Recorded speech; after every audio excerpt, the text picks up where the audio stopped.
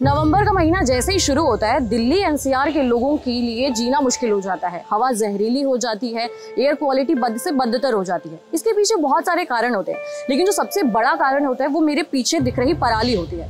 इस पराली को जलाने से जो धुआं आता है वो हवा में मिल जाता है दिल्ली एनसीआर के, और लोगों के लिए सांस लेना दुभर हो जाता है। बहुत सारी प्रॉब्लम्स आती हैं। लेकिन अगर मैं ऐसा कहूँ कि आने वाले कुछ सालों में ये प्रॉब्लम दिल्ली एनसीआर के लोगों की जिंदगी से गायब हो जाएगी, तो कैसा लगेगा?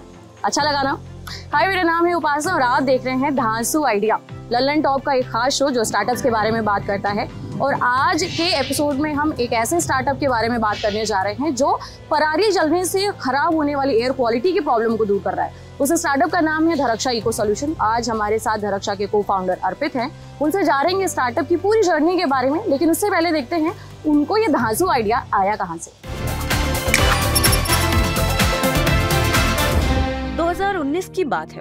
अर्पित धूपड़ के छोटे भतीजे ने एक दिन पेंटिंग बनाई। उसमें पेड़, पौधे, घर, नदी, आसमान सब कुछ था, मगर उसने आसमान को काले रंग से रंगा था। ये देखकर अर्पित को बहुत ही बुरा लगा। उन्होंने सोचा कि हम लोगों ने पोल्यूशन इतना ज्यादा बढ़ा दिया है कि बच्चों को ये नहीं पता कि आसमान का रंग काला नहीं नीला होता है। बस यहीं से अर्पित को आया एक धांसू आइडिया। अर्पित ने एयर पोल्यूशन बढ़ाने वाली चीजों की लिस्ट बनाई। उसमें पराली का धुआं बहुत बड़ा रीजन निकल करके आया। अर्पित आइडिया लेकर पहुंचे अपने कॉलेज टाइम के रूममेट आनंद के पास। कैफे में टिश्यू पेपर पर अपना आइडिया समझाया और आनंद ने हामी भर दी, और इस तरह शुरुआत हुई धरक्षा इको सॉल्यूशंस की। अर्पित, बहुत बहुत स्वागत है आपका लल्लन टॉप में। धरक्षा इको सॉल्यूशंस, सबसे पहले ये बताइए कि नाम आया कहाँ से और इसके पीछे का जो धांसू आइडिया था वो आपको कहाँ से आया? तो देखिए, जो नाम है, हम लोग ने काम स्टार्ट किया था ये सोच के कि जो पराली बढ़ने की प्रॉब्लम है वो बहुत ज़्यादा एयर पोल्यूशन करती है, और इसका हम लोग कुछ ना सोल्यूशन डेवलप करना चाहते थे। तो जो कंपनी है, कंपनी का हमारा जो होल ऑब्जेक्टिव था वो यही था कि भाई धरती को बचाना है पोल्यूशन से। सो धरती का धरा और रक्षा, तो धरती और रक्षा, धरती की रक्षा से बना धराक्षा। सो कंपनी का जो पूरा विजन है, जो ऑब्जेक्टिव है वो है धरती की रक्षा करना पोल्यूशन से, प्लास्टिक से और इस तरह की हानिकारक चीज़ों से, जिससे कि हमारा पर्यावरण बहुत तेजी में खराब होता जा रहा है।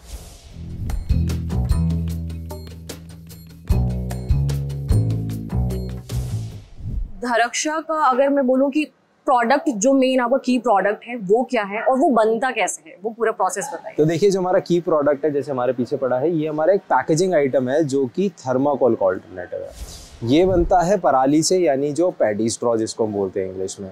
ये वो सब्सटेंस है जिसको कि हर साल जब भी हमारा हार्वेस्ट होता है, जब भी हमने अपना धान ले लिया, उसके बाद जो पूरा पौधा बच गया उसको जला दिया जाता है। खासकर पंजाब हरियाणा में, जहाँ पे कंबाइन का यूज़ ज़्यादा होता है, हम वही कंबाइन से कटा हुआ माल लेते हैं, उसको प्रोसेस करते हैं और उसको हम इस मटेरियल में कन्वर्ट करते हैं। अब ये जो मटेरियल है हमारा पैकेजिंग, इसकी दो खासियतें हैं। सबसे पहली खासियत कि इसको बनाने में कहीं भी कोई भी केमिकल का यूज़ नहीं होता, जिसकी वजह से ये जो पूरा मटेरियल है ये एंड में कम्प्लीटली बायोडिग्रेडेबल है, यानी पूरी तरह से जैविक है। आप इस मटेरियल को यूज़ करने के बाद अपने गमले में गाड़ दो, गार्डन में गाड़ दो, 60 दिन के अंदर वो पूरा कंपोस्ट बन जाएगा। दूसरी इसकी जो सबसे बड़ी खासियत है कि ये बना कैसे है, तो ये बना ऐसे है कि इसमें हम लोग यूज़ करते हैं एक मशरूम स्ट्रेन। अब ये कोई आम मशरूम नहीं है, इस मशरूम को हमने लैब में डेवलप किया है, इसको ट्रेन किया है। ये मशरूम स्ट्रेन क्या करता है, जब उगता है ना तो ये अपनी जड़ें फैलाता है। उन जड़ों को हम इंग्लिश में बोलते हैं माइसीलियम। तो ये माइसीलियम ही है जो इसको स्ट्रेंथ दे रहा है, जो इसको शेप दे रहा है, जो इसको कलर दे रहा है, जो इसको सरफेस फिनिश दे रहा है। इसमें कुछ भी एक्स्ट्रा केमिकल नहीं है। तो ये हमारा एंड टू एंड प्रोसेस है। आपको दिखाता हूँ मैं कैसे होता है।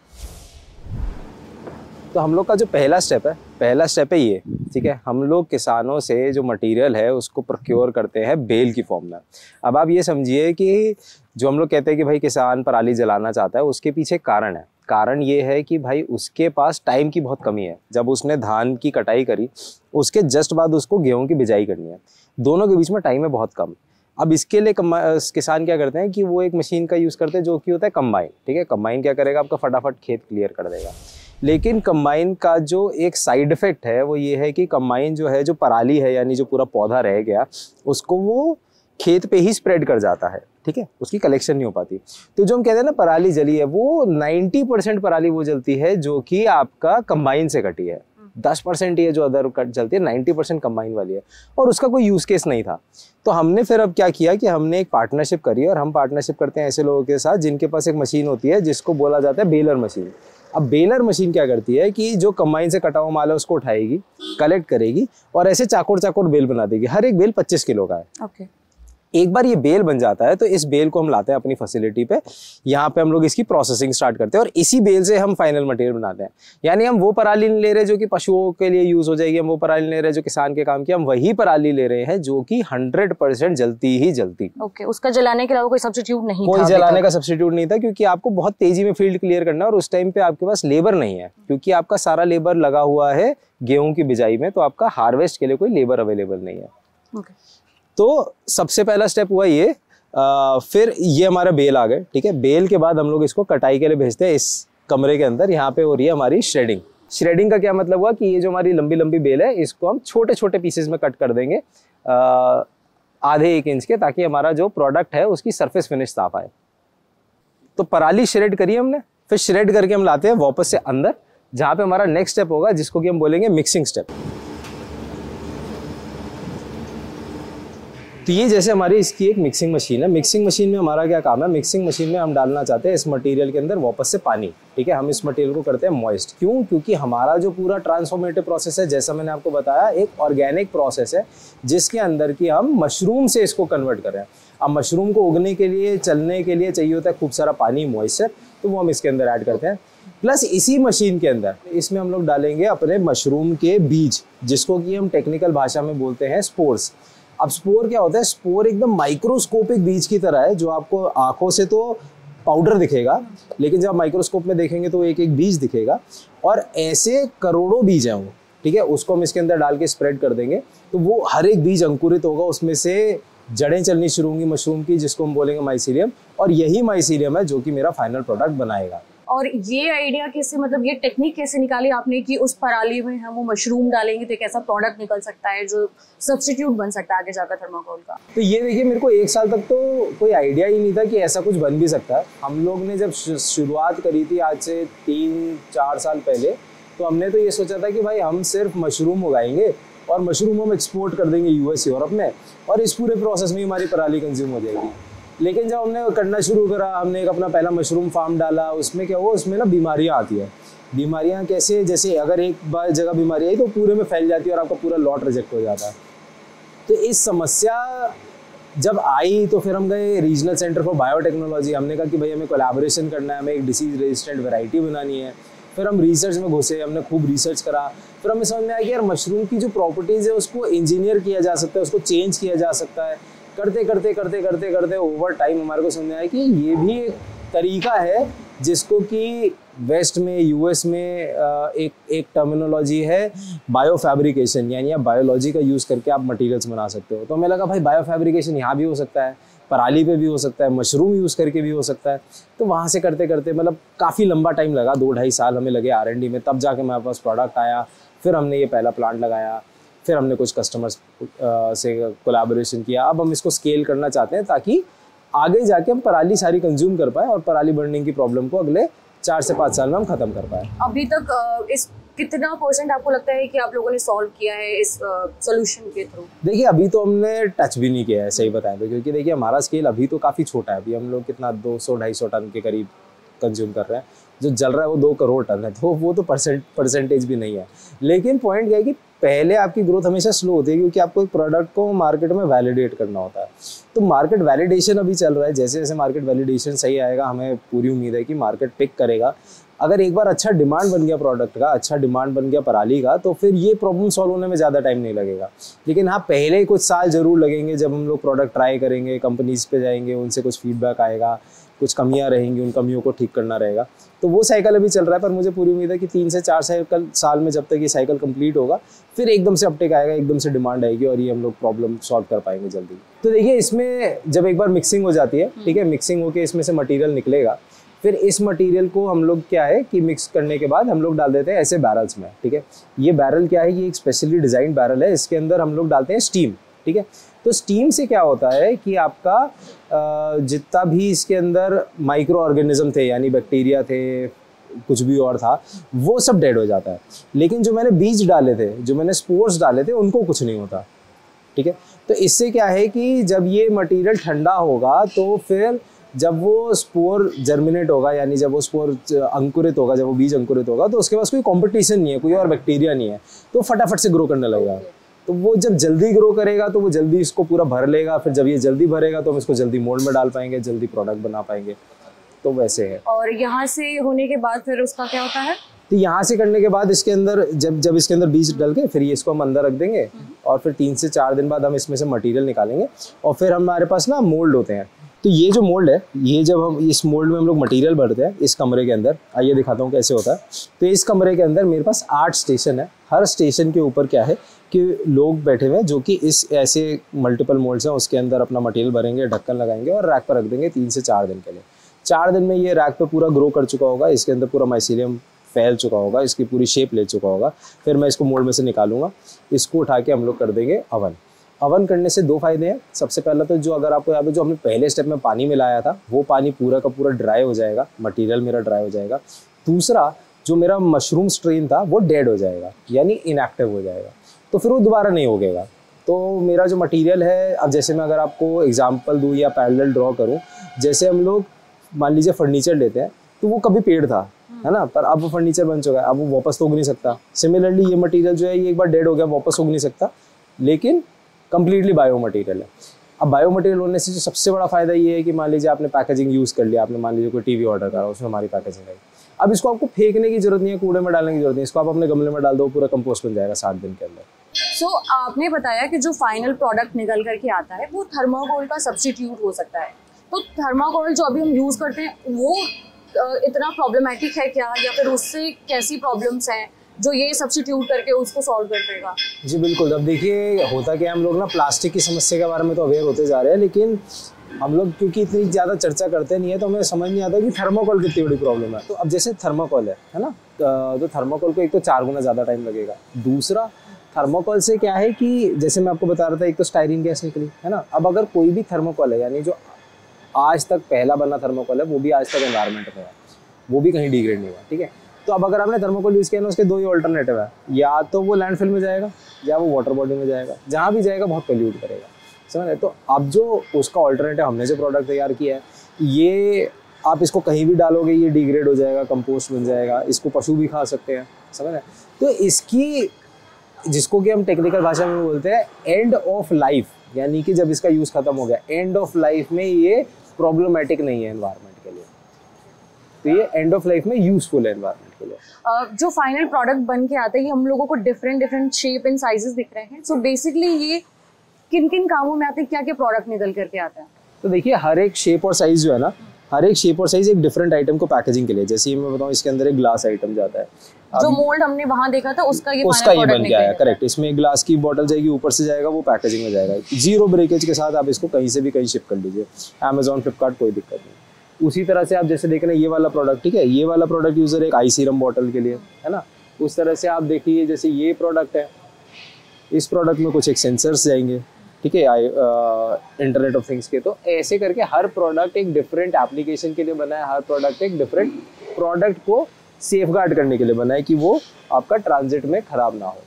तो जो ये प्रोडक्ट है, इसका जो ऑब्जेक्टिव है ये इंश्योर करना है कि भाई आप इसके अंदर कुछ भी पैकेज करके भेज रहे हैं, चाहे आप अमेजोन से भेजो, चाहे फ्लिपकार्ट से भेजो, चाहे आप कुरियर करो, चाहे आप इंटरनेशनली भेजो, वो प्रोडक्ट नहीं टूटना चाहिए।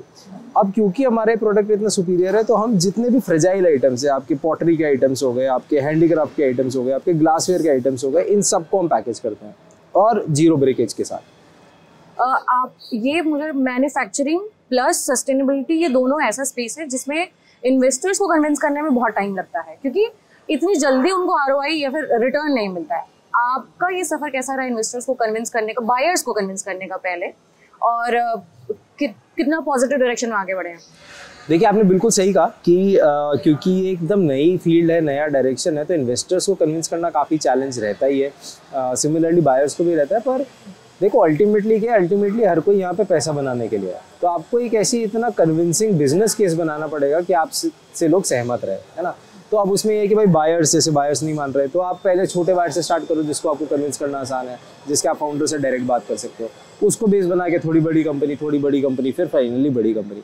इतनी सारी कंपनीज के साथ जब आप वैलिडेशन के साथ इन्वेस्टर के पास जाते हैं, तो फिर इन्वेस्टर उसमें पार्टिसिपेट करने के लिए अपने आप को कंफर्टेबल महसूस कर पाता है। देखिए इन्वेस्टर को भी फाइनली तो रिस्क यही है ना कि उसका पैसा डूब गया तो, कि भाई प्रोडक्शन में वैसे ही इतना रिस्क है, फिर सस्टेनेबिलिटी और रिस्क है, आपने 2 रिस्क जोड़ दिए तो आपकी प्रोबेबिलिटी ऑफ सक्सेस बहुत कम हो जाती है। अब आपको यही दिखाना है कि नहीं हमारी प्रोबेबिलिटी ऑफ सक्सेस है, ठीक है। बॉटम लाइन हर इन्वेस्टर को यही देखना है, यही जानना है, यही समझना है।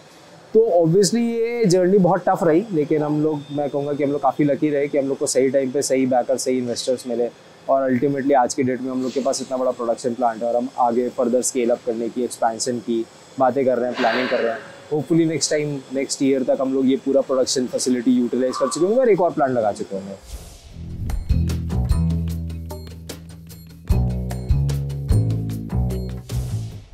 मैं जब रिसर्च करी थी मुझे मालूम है कि आपने अपनी खुद की सेविंग्स के साथ ये कंपनी शुरू की थी, बट अभी आपने कुछ फंडिंग जुटाई है।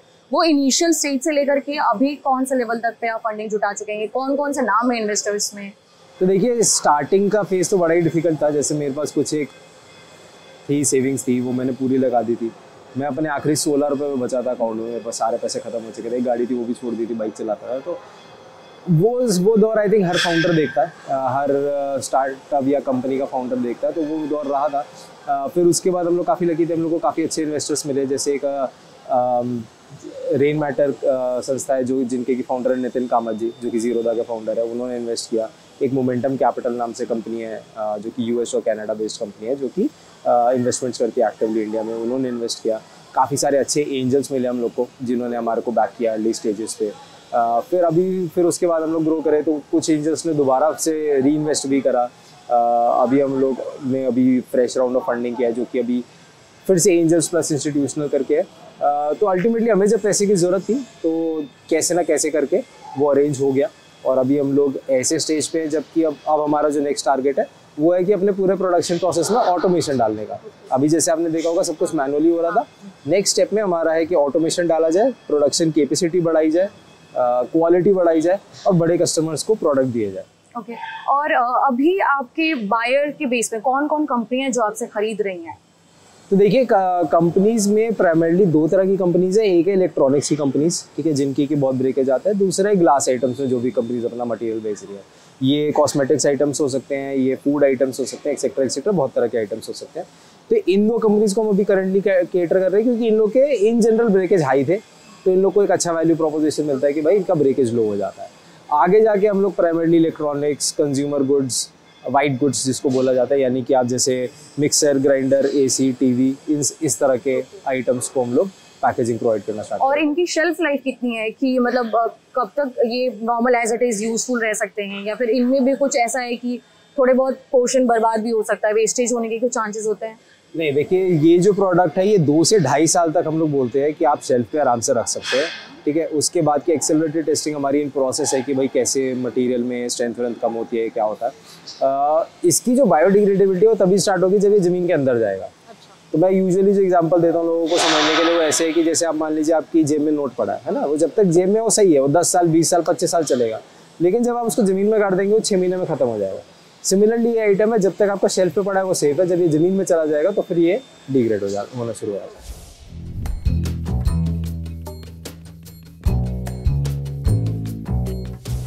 और आपके साथ को फाउंडर भी हैं आनंद, आप फंडिंग जुटाने के बाद से कुछ आपको डाइल्यूट करना पड़ा होगा, क्या प्रपोर्शन है अभी ओनरशिप का आप दोनों के बीच? देखिए अभी हम दोनों का मिला के टोटल कंपनी में 80% है, 20% के अराउंड हम लोग ने डाइल्यूट किया है। और यही है कि हम लोग का यही टारगेट है कि जब भी ग्रो करें तो मेजॉरिटी स्टेक एटलीस्ट हम लोग अपने पास रखें, ताकि हमारा जो विजन है धरती की रक्षा करने का वो कहीं साइड लाइन ना हो जाए।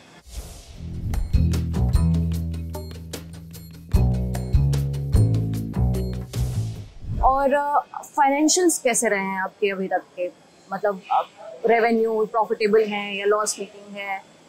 देखिए इस पिछले 1 साल में तो हम प्रॉफिटेबल नहीं थे क्योंकि R&D पे बहुत ज़्यादा फोकस था, प्रोडक्शन पे बहुत कम फोकस था।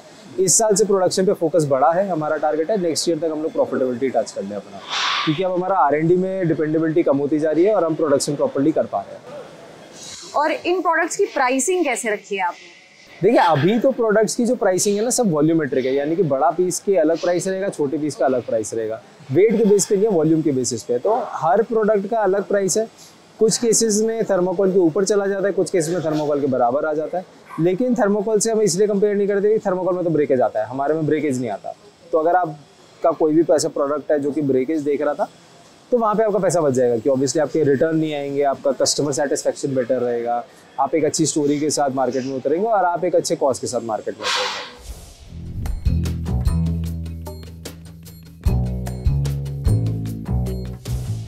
पूरी कॉन्वर्जेशन हमने कंप्लीट कर ली, almost end of the session है। जाते जाते मैं एक जो चीज़ पूछना चाहूँगी कि आप वो टाइम देख रहे हैं जो फंडिंग के लिए बहुत दिक्कत आ रही है, आपका जो आइडिया है वो बहुत प्रॉमिसिंग है, स्टिल कन्विंस करने में बहुत टाइम लगता है। ऐसे और भी बहुत सारे आइडियाज़ हैं जो लोग सोचते हैं कि मैं इस पर काम शुरू करूं, लेकिन उनको चैलेंजेस आते हैं। वैसे लोगों को आप क्या एडवाइस देना चाहेंगे कि अगर वो कोई चैलेंजिंग आइडिया लेकर के शुरू कर रहे हैं तो? देखिए, आइडिया जितना बड़ा होगा उतना ज़्यादा चैलेंजिंग होगा, ये तो आपको सोच के ही चलना है। या तो छोटे आइडिया के साथ काम कर लो या बड़े आइडिया में चैलेंज ले लो। दूसरा जो फंडिंग वाली चीज़ है, ये एक साइक्लिक प्रोसेस होता है। 2019 में ऑल टाइम हाई था, है ना, बहुत ज़्यादा फंडिंग आ रही थी मार्केट में। 2020 में शायद हमने हाईएस्ट यूनिकॉर्न्स डेवलप किए कंट्री में एक साल के अंदर, है ना। तो एक हाई आया, अब एक उसका मार्केट करेक्शन चलेगा, फिर वापस से हाई आएगा। तो ये तो साइकिल्स है और हर बिजनेस को साइकिल से निकल के गुजरना ही पड़ता है, चाहे वो हम हो चाहे वो कोई और हो। तो मैं यही कहूँगा कि अगर आपका आइडिया चैलेंजिंग है तो साइकिल्स से डरने की ज़रूरत नहीं है, साइकिल से तो आप निकाल ले जाएंगे। पर ये हमेशा सोच के चलना चाहिए, भाई बड़ा आइडिया है तो चैलेंज भी बड़े हैं, छोटा आइडिया है तो चैलेंज भी छोटे हैं। आपको क्या दिखता है? आपको आइडिया बड़ा दिखता है तो चैलेंज दिखना ही नहीं चाहिए, और अगर आपको चैलेंज बड़े दिखते हैं तो आपको बड़ा आइडिया चुनना ही नहीं चाहिए। ओके, सो ये था पूरा सफ़र धराक्षा इको सॉल्यूशन का। बहुत इंस्पायरिंग, बहुत ही इनोवेटिव और बहुत ही इंटरेस्टिंग। मुझे उम्मीद है कि ये शायद हमारे अभी तक की सीरीज़ में सबसे यूनिक एक स्टार्टअप है और बहुत बड़ी प्रॉब्लम को सॉल्व करने की कोशिश कर रहा है। उम्मीद करते हैं आपको ये एपिसोड बहुत पसंद आया होगा। कैसा लगा हमें ज़रूर बताएं कमेंट बॉक्स में। इसके अलावा कोई ऐसा स्टार्टअप है जो आपके आसपास काम कर रहा है, जो आपको लगता है कि बहुत बड़ा चेंज लाने की कोशिश कर रहा है, हमारी एक प्रॉब्लम को दूर करने की कोशिश कर रहा है, उसका नाम आप हमें नीचे दिए हुए ईमेल एड्रेस पर मेल कर सकते हैं। और तब तक के लिए अपना ख्याल रखें। आपसे मिलेंगे एक नए एपिसोड में एक नए स्टार्टअप के साथ। तब तक अपना ख्याल रखें। शुक्रिया।